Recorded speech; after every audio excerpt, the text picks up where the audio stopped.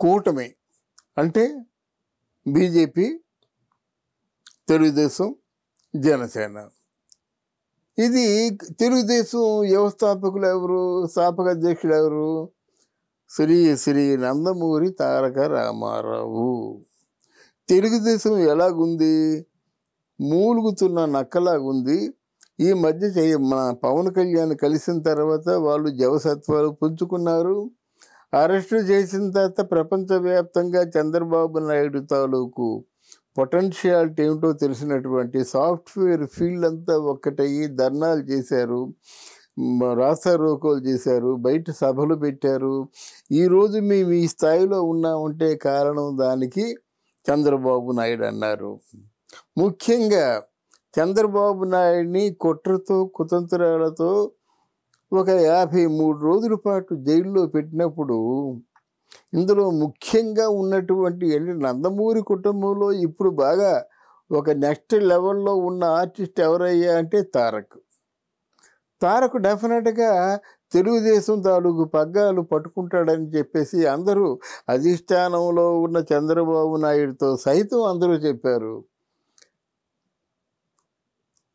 తర్వాత తారక్ వస్తే మాకే అభ్యంతరం లేదు, ఆయనకి ఏ పదవి కోరుకున్నా మేము ఇవ్వడానికి సిద్ధం అన్నారు. కానీ ఎందుకు తారక్ తనకు తాను తెలుగుదేశానికి దూరంగా ఉండాలనుకుంటున్నాడు? కోర్స్ ఈ మధ్య కొన్ని వార్తలు వచ్చాయి కూడా, తారక్ వైసీపీ పార్టీకి చాలా చాలా సన్నిహితంగా ఉన్నాడని, అలాగే జగన్మోహన్ రెడ్డి గారికి కూడా చాలా సన్నిహితంగా ఉన్నారనేటువంటి వార్తలు వచ్చాయి.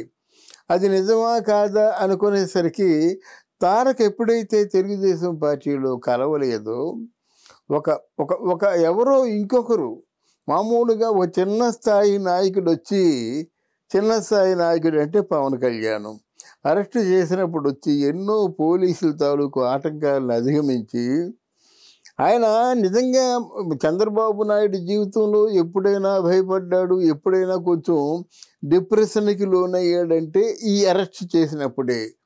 వేడి నీళ్ళు లేకుండా, దోమలు కొడుతుంటే, ఒక ఏసీ లేకుండా ఎన్ని విధాలుగా వాళ్ళు నరకం చూపించారు. అన్ని విధాల నరకం చూపించి చివరికి ఆయన కొంచెం శారీరకంగా కొన్ని స్కిన్కి సంబంధించిన బాధలు పడి, తర్వాత డయాబెటిక్ దాంట్లో కొన్ని అవసరపడి ఇలాగా దిక్కుతోచని స్థితిలో ఉంటుండగా పవన్ కళ్యాణ్ వచ్చి నేను ఉన్నాను, నీతో కలుస్తున్నాను, డోంట్ వరీ, నీకేం పర్వాలేదని చెప్పేసి ఒక హితవుగా, అంటే చిత్తశుద్ధితో పవన్ కళ్యాణ్ చంద్రబాబు నాయుడు చేయి పట్టుకొని ముందు లేచి నిలబెట్టాడు, ముందుకు నడిపించాడు. కమాన్, మన ఇద్దరం కలిసి మనం పోటీ చేద్దాం.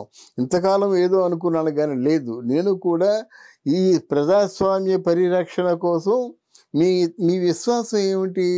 సంపద సృష్టించగలను, ఆంధ్రప్రదేశ్ని ఇంతకు 10 బాగు చేయగలననే విశ్వాసం నీకుంది, ఆవేశం నాకుంది, కళ నాది, విశ్వాసం నీ ఆచరణ నీది, నీ తాలూకు అనుభవంతో ఆంధ్రప్రదేశ్ని మార్చినట్టు నాకు ఇంకా కావాల్సింది ఏమీ లేదని చెయ్యి కలిపి ముందుకు వస్తున్నప్పుడు తారక్కే ఒకసారి రావచ్చు కదా.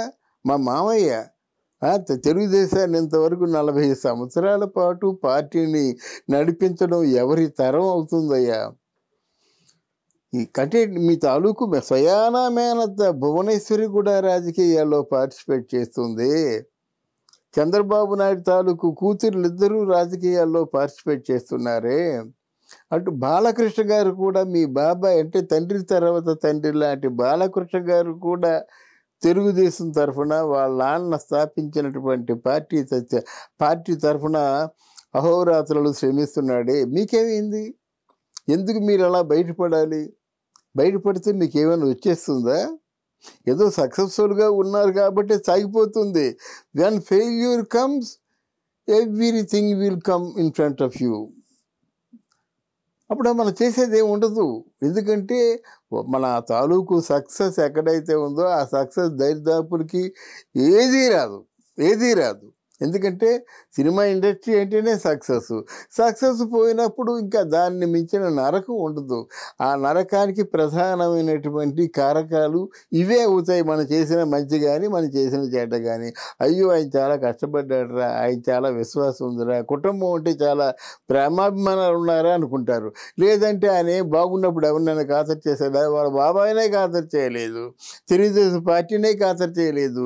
తాత స్థాపించిన పార్టీని కనీసం ఈ విధంగా చావు బ్రతుకుల మధ్య ఉంటుండగా, డోలాయమానంగా ఉంటుండగా ఒక్క మాట చెప్పలేదే.